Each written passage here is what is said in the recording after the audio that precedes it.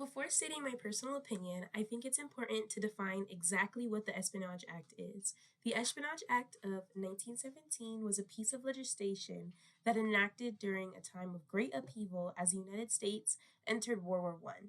As tension escalated, many American citizens were irate about the involvement in what they perceived to be a European conflict that did not directly threaten our nation.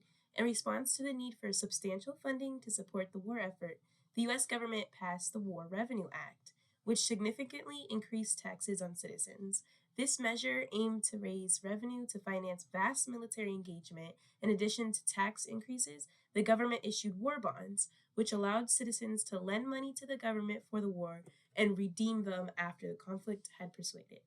This approach proved vital in generating funds critical for mobilization efforts.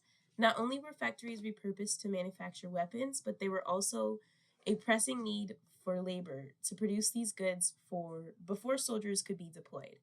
To address the deficiency in manpower, the government initiated a draft requiring American men to register and potentially serve in the armed forces.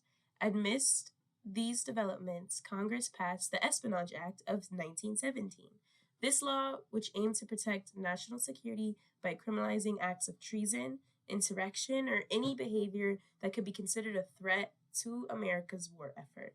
Under this act, individuals who would actively engage in any form of resistance or opposition could face severe penalties, including arrest.